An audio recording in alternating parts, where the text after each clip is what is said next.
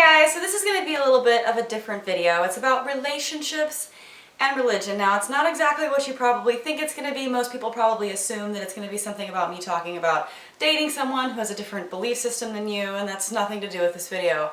This is more just my stream of consciousness.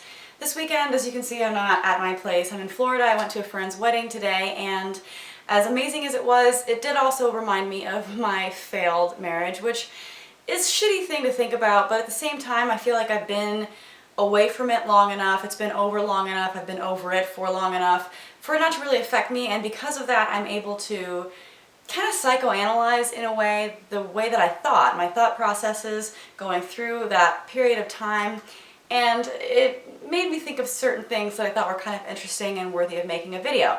Now, before I get into the purpose of it, I kind of want to give you a little bit of the backstory. I was with my ex for 7 years. We were married for 3. He lost my trust after the first year of marriage. I continued to try to make it work for another year, and it didn't, and the last year was completely miserable. I don't even know why I was still there. I should have left.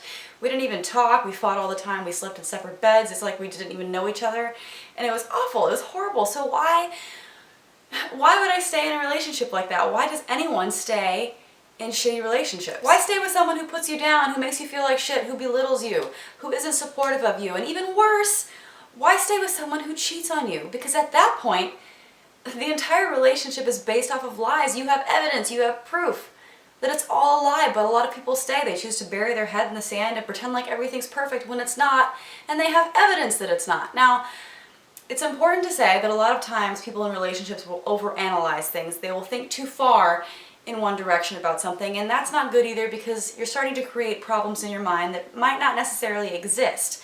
But it's also bad to bury your head in the sand and pretend like there are no problems, because in either situation, you're crossing the line of reality. You don't want to go too far and start overanalyzing things and, coming to ridiculous conclusions, and you also don't want to ignore the problems that you have. It's all about finding a balance. And when I was going through and thinking about this, I understand and recognize that I'm very critical of religion. I mean, I sometimes slip and act as though I think all religious people are stupid. I don't think all religious people are stupid. I think religion is pretty stupid in and of itself, but I don't think religious people are stupid, even though I make fun of the extremists, but that is not generalizing as a whole, and I want to make that very clear that that's my position.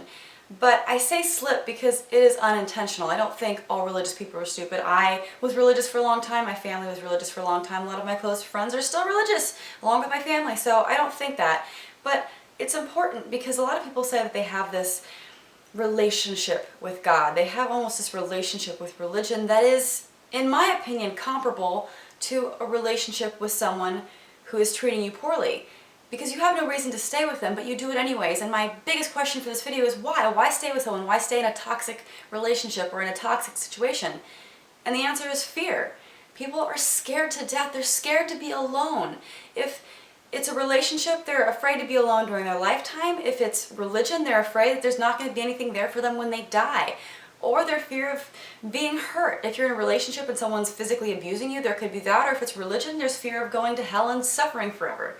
But with both situations, it's like you're losing this contentment, you're losing this security that people just want so badly. So no matter how many times you might tell them that they're in a bad situation, they're not going to hear it because they want that security more than anything, more than your reason or logic or anything could explain to them, because that makes them feel secure. So yeah, you know what? Sometimes people do stupid things or they believe in stupid things, and that's not just religion. It's relationships, and I think the mentality is very similar, and I'm not immune to it. I obviously stayed in a bad situation for far longer than I should have, and it was because of those reasons, and I recognize that now because, like I said, I've been away from it far enough to look back and be able to understand these types of things. And wouldn't you rather, I mean, I understand that people have this need for a partner, they have this need to have somebody looking after them. It's nice to feel like you're not alone, but wouldn't you want to fill that gap with something that's real? Go out and find somebody who really loves you, who really cares about you. Don't just fill the gap with some asshole. And yeah, you know what? Sometimes that asshole is God and you need to break up with him. But you know what? It doesn't matter because he was never there for you to begin with. And some people, they even know it's a lie. They read the Bible and they know it's all bullshit and they don't admit it to anyone, especially not themselves sometimes, but they know inside that it's not real. But they continue to believe it anyways, just like people stay in relationships where someone's cheated on them. You know that it's a lie, you have proof that it's a lie, it makes no sense to you or to anyone else, but you stay. And that comfort that you feel is not worth it because it's an illusion. So whenever I call religion stupid or whenever I put down faith, religious people get really angry, they get really defensive, they get really pissed off. And I get it. I get the psychology that goes behind that, because whenever I had friends come up to me and tell me that I should end my relationship, I got angry. I got mad.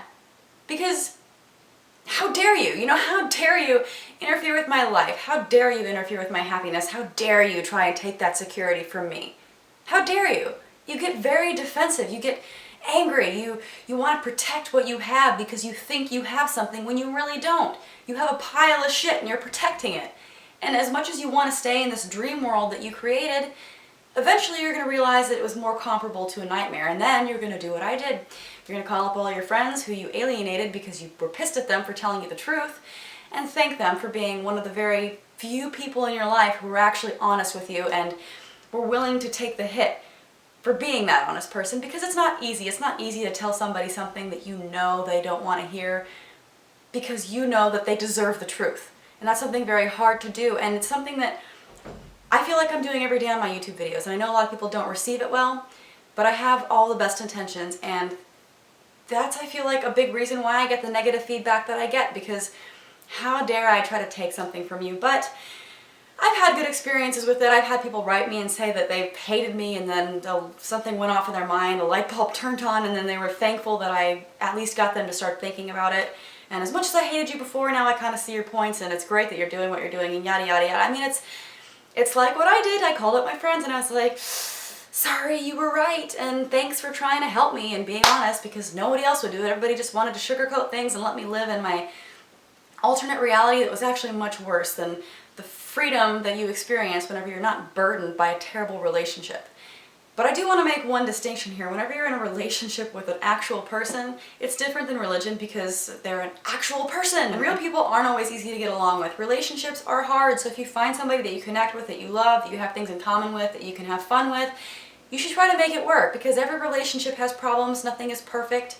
So if you love somebody, I would suggest trying to work it out, but you have to have limits. You have to set boundaries. You can't let somebody treat you like shit and then enter this like dependent relationship, because that's so unhealthy. Because at the end of the day, at the end of your life, the only person who's never going to leave you is yourself. So you better have a good relationship with you first. So that's kind of my whole point to this whole video. Whenever you're being critical of somebody who's religious, try to maybe have a little bit more sympathy, because now that I'm starting to psychoanalyze myself and the poor decisions that I've made in the past, it's hard not to equate it and see a different perspective a little bit, because these people are clinging to something that goes a lot deeper than you might think. It's an emotional dependence on something. It's security, it's safety, it's something that they think they need to be happy, and it's something that you can't just rip from them. It's a slow process, just like for me. It was a very slow process, and it's something that needs to be handled delicately. So I just thought that this was a good idea to make a video because it's kind of different. I haven't really heard anybody make this comparison before. If you have similar ideas or comments or concerns about this video, let me know in the comment section below. Make sure to like this video, share it everywhere, and if you like my tips and advice on relationship type things, subscribe to my vlog channel because I do a lot of very similar videos to that. I'll have a link right here, so go check it out and subscribe. Like I said, like this video. Thanks for watching. If you want to get one of my t-shirts, really help support my channel. I'm not wearing one right now because I'm not home, but they're awesome logic, atheist fiction t-shirts. Really cool, supports my channel. I'll have a link in the description. Thanks for watching, and I'll see you guys next time. Bye! There's no God, he doesn't exist, so don't try to save me. Use your fucking brain and leave us all alone. Subscribe!